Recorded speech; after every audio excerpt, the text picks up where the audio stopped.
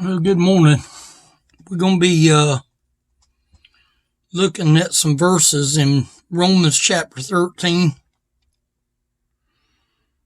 I'm going to start with verse number 10. Paul was the one writing this. He says, "Love worketh no ill to his neighbor. Therefore, love is the fulfilling of the law," meaning the fulfilling of Christ.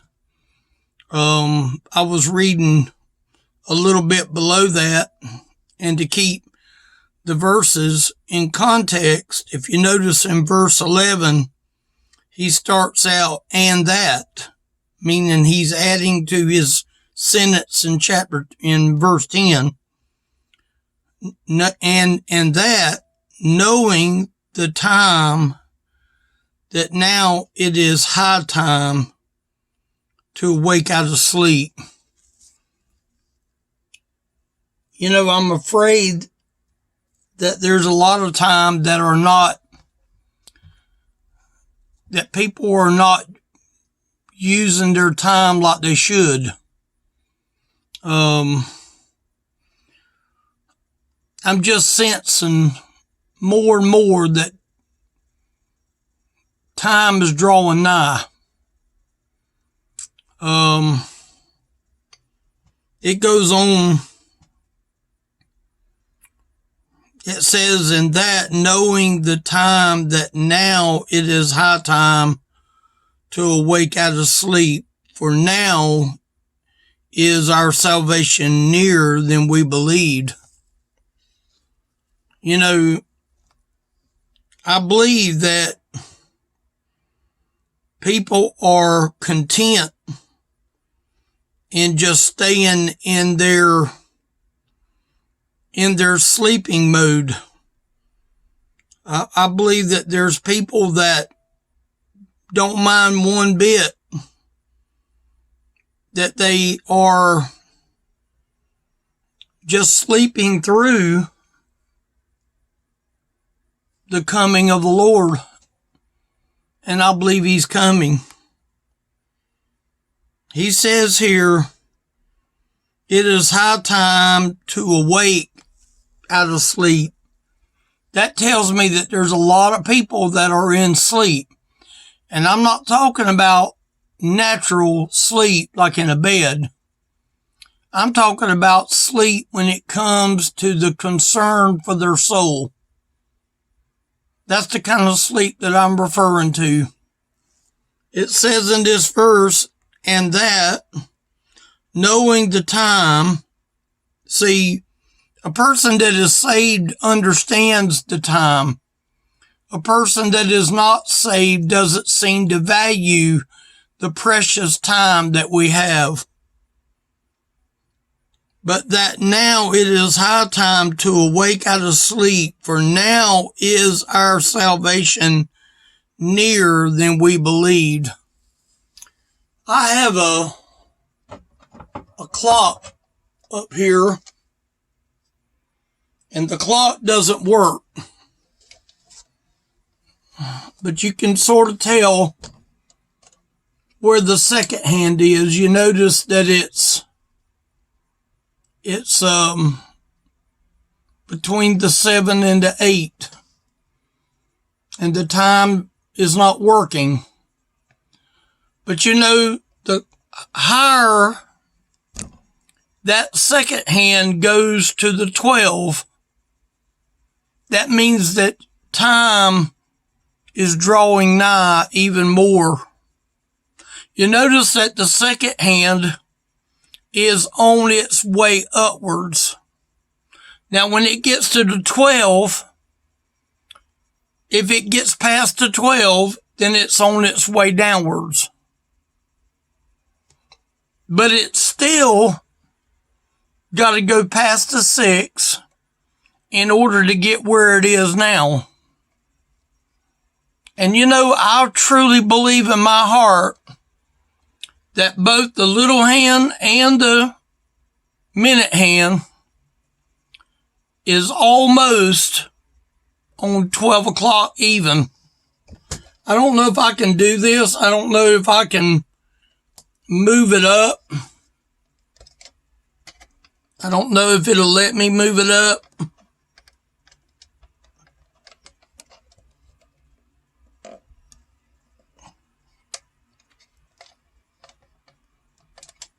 Let's see. Yeah, I think it would take too long to move it up. But you know what? We very well could be right here on the dial.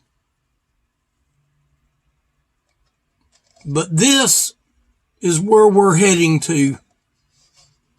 And we're not promised 1 second after that. God knows when his time clock is going to hit 12. You know, we're so used to seeing football that we know that if the score is tied, that we go into overtime. I don't believe that God has an overtime. I believe he's telling us right here the night is far spent, meaning the night is getting over with, meaning the sun is fixing to come up. That now it is high time to awake out of sleep. For now is our salvation nearer than we believed. See, for the ones that are saved and the ones that had salvation yesterday, you look forward to today because today could very well be the day that we get to go home. And we don't have to worry about the hand of the clock being at 12. He could come in morning, noon, or night. He could come anytime, but the time is drawing nigh. He goes on to say, let us walk honestly as in the day, not in rioting and drunkenness. But let me skip down to verse 14. But put ye on the Lord Jesus Christ, and make no provision for the flesh to fulfill the lust thereof. See, God knows if our flesh is the only thing that we're serving. And all the time, the Lord is saying right here in these verses that I just read, knowing the time that now it is high time to awake out of sleep. There's people that are content to sleep off this happening that God is planning right now. And people have the right to sleep it off. But you know what? The Christian, the true Christian, is going to be concerned about people that are lost. Let me tell you something. If you are born again and you have no concern for the lost person, I would tell you to check your salvation. I would tell you to make sure that you got saved, that you just didn't get a little dose to do better. I tell you to make sure that you seek the Lord while it's day, because the night cometh and no man's going to work. He's telling us very emphatically. It says it over in Revelation chapter 1, verse 3. Blessed are those who read and those who hear, because the time is at hand. We just don't know when our time is going to come. We very well could be on this time clock. And to many people, time is not running.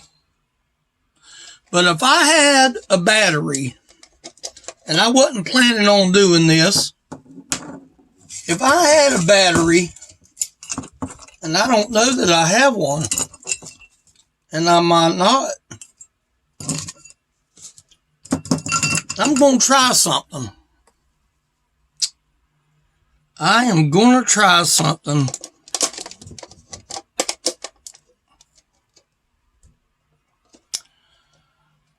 I replaced the battery. And by putting in a good battery, it focuses on the movement of time. And you know what I think is wrong with a lot of people? They all got a timepiece. The battery is dead. See, the Lord gives us a battery in order for us to spot the closing of time. See, now this clock is moving. All because I changed the battery. You know what the Lord wants to do? If you're without salvation today, you got a dead battery. What he wants to do is simply remove your old battery and put in a new battery. He puts in a new battery. You begin to start working. You begin to start seeing that time is at hand and you're able to do something about it.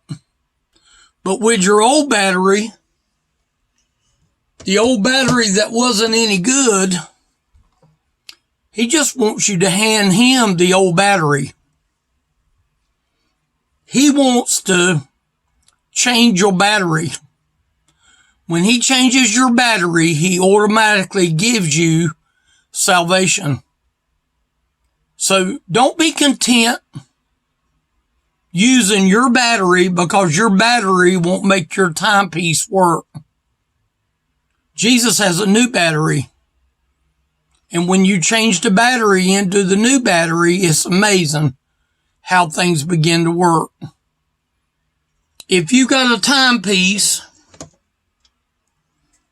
and you were sort of tired of your battery not working, he's got plenty of batteries. He's got plenty of the right kind of batteries so that you won't go to heaven on that day with a dead battery. There's a lot of people that's going to go to heaven with a dead battery, and they very well could be saved. But their testimony, if they go to heaven with a dead battery,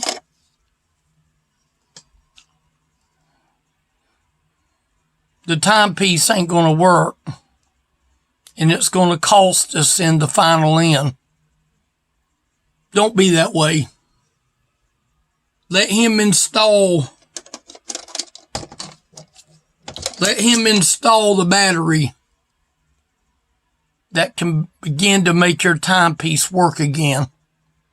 Time is at hand. Time is drawing nigh. Let us walk honestly, as in the day, not rioting or drunkenness. Is he talking about just over alcoholic beverages? No, he's talking about all forms of drunkenness. You can be asleep. You can be unawake. It says here, the night is far spent. The day is at hand. Let us therefore cast off the works of darkness and let us put on the armor of light. You know how you get the armor of light? You let him change your battery and he'll take care of the rest. Thank y'all for listening. elderlyministry.com. You're welcome to go there if you need someone to talk to. I certainly don't have all the answers, but I'll be more than glad to talk with anyone that maybe has a question about something. If I don't know the answer, I'll tell you I don't know the answer, and I'll look it up and I'll find the answer. But we need to be getting prepared because time is drawing nigh.